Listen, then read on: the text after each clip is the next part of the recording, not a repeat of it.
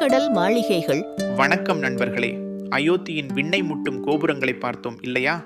இப்போ அந்த நகரத்துக்குள்ள இருக்கிற மாளிகைகள் எப்படி இருக்குன்னு பார்க்க வேண்டாமா?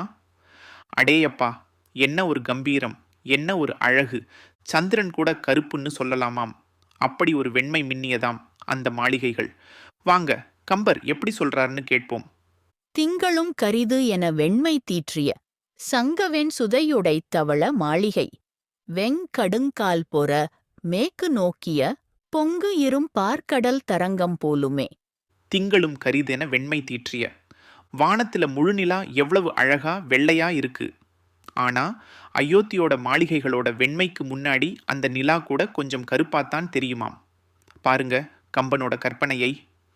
அந்த மாளிகைகளோட வெண்மைக்கு இதைவிட ஒரு உச்சக்கட்ட புகழ்ச்சி சொல்ல முடியுமா? அந்த அளவுக்கு தூய்மையான பிரகாசமான வெள்ளை நிறத்துல அந்த மாளிகைகள் ஜொலிக்குதாம். சங்கவெண் சுதையுடை தவள மாளிகை. எப்படி இவ்வளவு வெண்மை? சங்கு இருக்கு இல்லையா, அந்த சங்குகளை அரைச்சு செஞ்ச வெண்மையான சுதை, சுண்ணாம்பு கலவையால பூசப்பட்ட மாளிகைகளாம் அவை. தவள மாளிகைன்னா வெண் மாளிகைன்னு அர்த்தம். வெறும் சுண்ணாம்பு இல்ல, சங்கு சுண்ணாம்பு. அது அந்த காலத்துல எவ்வளவு பெரிய செல்வம், எவ்வளவு நேர்த்தியான வேலைப்பாடு. அந்த வெண்மைக்கு இதுவும் ஒரு காரணம். வெங் கடுங் கால் பொற மேற்கு நோக்கிய. சரி, இந்த உயரமான வெள்ளை மாளிகைகள் சும்மா நிக்கலையாம்.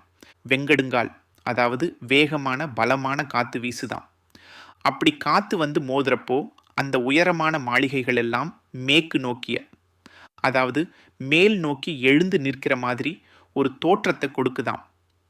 கற்பனை செஞ்சு பாருங்க, பிரம்மாண்டமான வெள்ளை மாளிகைகள்ல காத்து மோதுறப்போ ஒரு சின்ன அசைவு, ஒரு கம்பீரம் தெரியும் இல்லையா? பொங்கு இரும் பார்க்கடல் தரங்கம் போலுமே.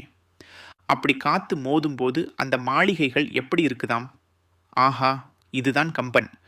பொங்கி எழுகின்ற பார்க்கடல் இருக்கு இல்லையா, அந்த பெரிய பார்க்கடலோட அலைகள், தரங்கம் எப்படி மேலெழும்பி வருமோ அது மாதிரி இந்த வெள்ளை மாளிகைகள் தோற்றம் அளிக்குதாம்.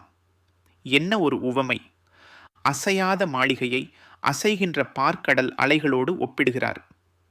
அந்த வெண்மையும் உயரமும் காத்துல ஏற்படுற அந்த தோற்றமும் சேர்ந்து கவிஞருக்கு பார்க்கடலின் அலைகளை நினைவுபடுத்துது. எப்படிப்பட்ட ஒரு நகரம் அது! வெறும் கட்டடங்கள் இல்லை, அவை பார்க்கடலின் அலைகள் போல உயர்ந்தும் வெண்மையாகவும் செல்வச் செழிப்போடும் விளங்கியிருக்கின்றன. கம்பனின் சொல் வன்மையில அயோத்தியின் மாளிகைகள் நம்ம கண் முன்னாடி ஒரு பார்க்கடல் காட்சியாகவே விரியுது இல்லையா? அடுத்த பாடல்ல இன்னும் என்னென்ன அதிசயங்கள் காத்திருக்கோ பார்க்கலாம்.